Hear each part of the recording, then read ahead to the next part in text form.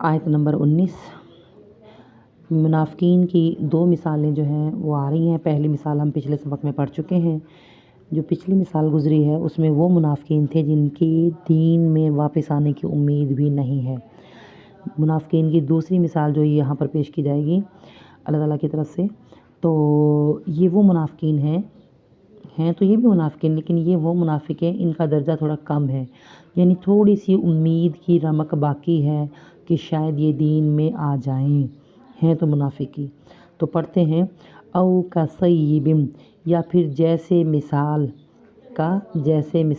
سیب کی، بارش کی۔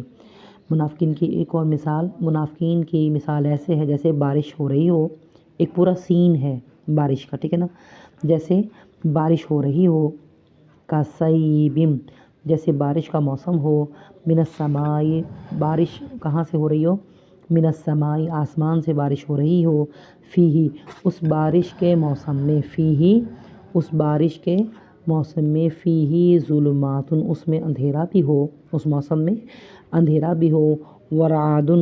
اور گرج بھی ہو، بادل بھی گرج رہے ہوں، اور کیا ہو، وبرق اور بجلی بھی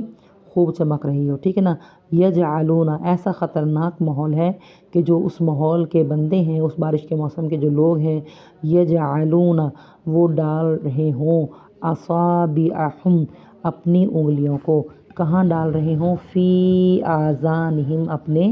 کانوں میں، یعنی موسم اتنا خطرناک، گرج اتنی زیادہ کہ خوف کے مارے وہ لوگ اپنی انگلیاں اپنے کانوں میں ڈال رہے ہیں، من الصواعق حذر الموت موت کے ڈر کی وجہ سے،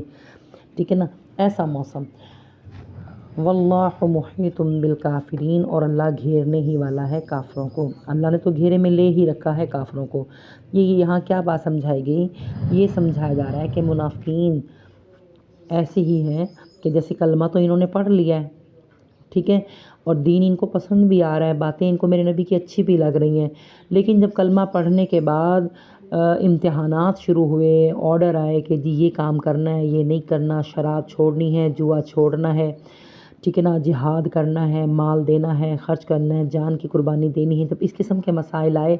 تو اب ان کا جو ذہن ہے، ان کی جو سوچ ہے وہ ذرا گھبرا گئے کہ یار اس میں تو بڑا جو ہے قربانی دینی پڑ رہی ہیں، اب ان کا دل ڈاواڈول ہو رہا ہے، اس دین میں رہیں نہ رہیں۔ تو اس کی مثال، ایسے منافقین کی مثال، چونکہ دین اچھی طرح اترا نہیں نا دل میں، تو ان کی مثال، ان جیسے منافقین کی مثال کہ کلمے میں رہیں نہ رہیں، کلمہ چھوڑ دیں، اس دین کو اختیار کریں نہ کریں، ان کی مثال ایسے ہی ہے جیسے بارش کے موسم والے مسافر کی، وہ بھی جیسی بادل گرجتا ہے، بجلی کڑکتی ہے، تو وہ بھی موت کے ڈر سے اپنی انگلیاں اپنے کانوں میں ڈال لیتے ہیں۔ یہ والے منافقین بھی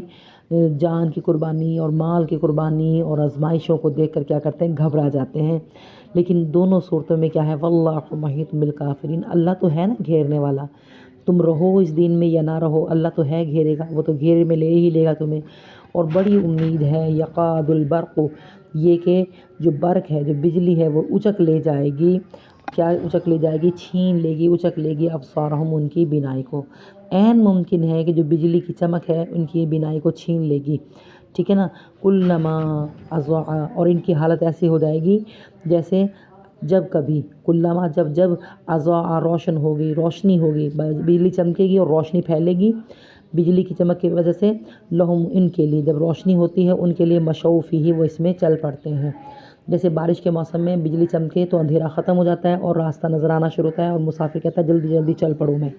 ٹھیک ہے نا۔ اسی طرح جو دین کی محفل میں لوگ آ کر بیٹھے ہوئے ہیں، اللہ کے نبی کی باتیں سنتے ہیں، قرآن کی باتیں سنتے ہیں، تو ان کا دل کرتا ہے ہم اس دین میں داخل ہو جائیں، چلیں اسے اختیار کریں۔ وَإِذَا أَظْلَمَ، اور جب اندھیرا ہوتا ہے، علیہم ان پر، تو وہ کیا ہو جاتے ہیں، کھڑے رہ جاتے ہیں،